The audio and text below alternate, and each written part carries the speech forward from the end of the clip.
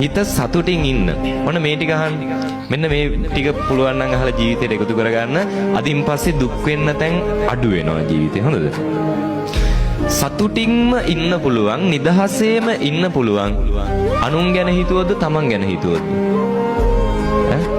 තමන් ගැන හිතුවොත්. හිතන්න අපේ ගෙදර මැටි ගහලා නම් තියෙන්නේ. මැටි ගහපු ගෙදරක නම් අපි ඉන්නේ. ඇත්තටම නිදහසේ අපිට ඉන්න පුළුවන්ද? අමාරුයි නේ. ඉන්න වාරයක් පාසා රැයක් ගානේ කියන්නේ අපේ ගෙදර තාම මැටි ගහලා අපිට තමයි මේකත් හදාගන්න බැරි උනේ. මැටි ගියක් තිබ්බොත් නිදහසේ නිින්ද යනවද? නැහැ. ප්‍රශ්නේ තියෙන්නේ අපේ ගෙදරද අල්ලපු ගෙදරද? ඈ? ප්‍රශ්නේ තියෙන්නේ ප්‍රශ්නේ තියෙන්නේ අපේ ගෙදරද අල්ලපු ගෙදරද? මීට අවුරුදු 30 40කට කලින් ගොඩාක් ගෙවල් කොහොමද තිබ්බේ? මැටි ගහලා. ඒ කාලේ නිදහසේ නිින්ද ගියේ නැද්ද? නිින්ද ගියා.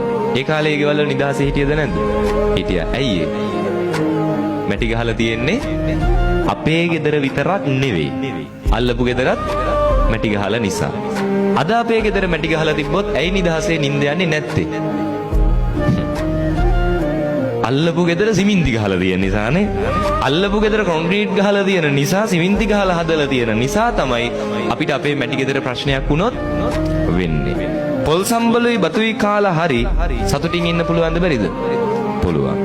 බැරි වෙන්න හේතුව අපේ ගෙදර කෑම එකද අල්ලපු ගෙදර කෑම එකද? අල්ලපු ගෙදර කෑම එකනේ. හරි මතක තියාගන්න අපි යන වාහනේ තමන්ගේ ගෙදර වාහනේ පුඩ් බයිසිකලයක් වුණත් නේ මෝටර් සයිකලයක් වුණත් හරි සතුටින් නිදහසේ ගෙදර අය එක්ක යන්න පුළුවන්. යන්න බැරි වුණොත් බැරි වෙන්නේ. ප්‍රශ්නේ තියෙන්නේ අපේ ගෙදර වාහනේද අල්ලපු ගෙදර වාහනේද?